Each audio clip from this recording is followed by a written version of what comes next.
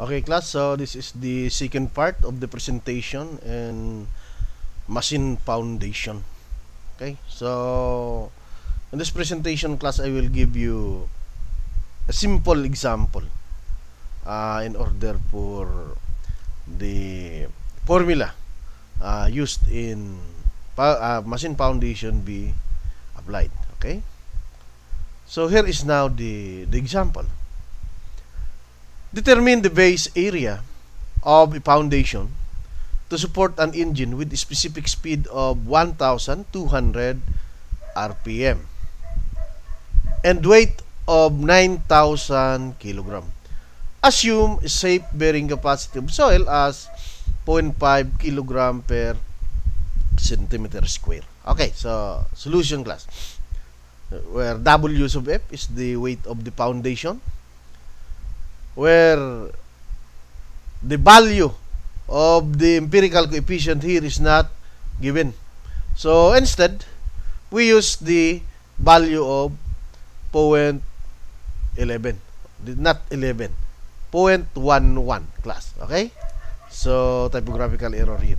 So as constant in foundation, take note that 0.11 is for 5, 7 or 5, 6 or 8 cylinders engine. Okay? So take note of that class. 0.11, not 11.0. Okay? So where the formula for the weight of the foundation is equals to E multiplied by W sub B, or weight of the engine, multiplied by the square root of the number of revolution per minute of the engine. Okay?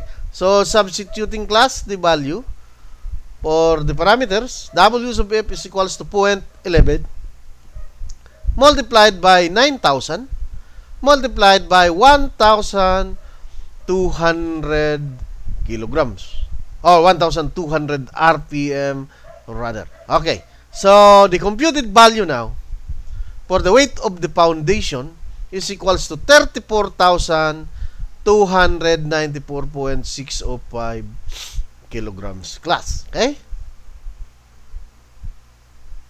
Okay. So, soil bearing capacity now is equals to weight of the machine plus weight of foundation divided by the base area.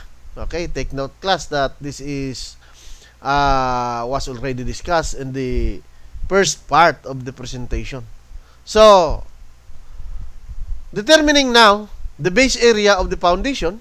So, substituting values, base area now is equals to 9,000 plus the computed weight of the foundation, which is 34,294.605 kilograms, and then divided by the soil bearing capacity, which is 0.5 kilogram per centimeter square. So, converting now this 0.5 kilogram per centimeter square to square meter, so that is 1 square meter for every 100 square centimeter. So, take note class that the computed value is equals to 8.66 square meter. So, take note class that if this value, of course, is applied, of course, to the machine with this area, so vibration is almost negligible. Okay, for the engine class. Okay, so for this safe bearing area. Okay, so another, we have an example, another simple example. So, which is calculate the cubic yard of stone required for a concrete mixture of 1:2:4 of foundation with dimensions of 4 meters by 5 meters by 6 meters. Okay? So, number of cubic yard of stone. Take note class.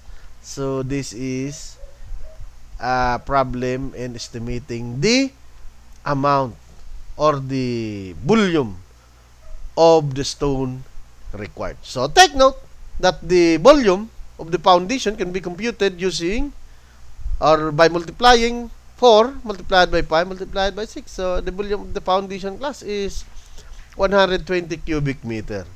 Okay? So, and then, converting this cubic meter to cubic yard. Okay? So, 1 meter is equals to 3.28 feet. And 1 yard is equivalent to 3 feet. Okay?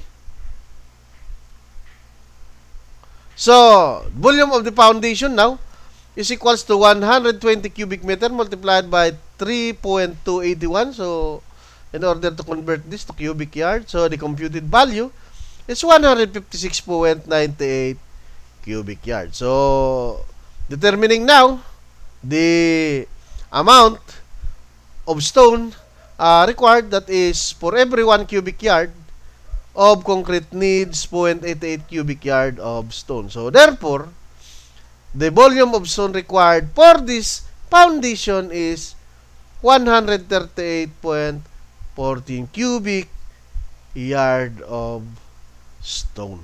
So, very easy.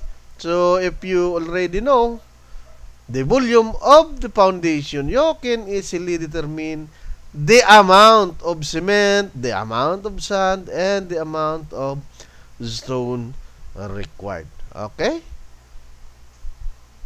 Thank you very much, class. That ends my presentation.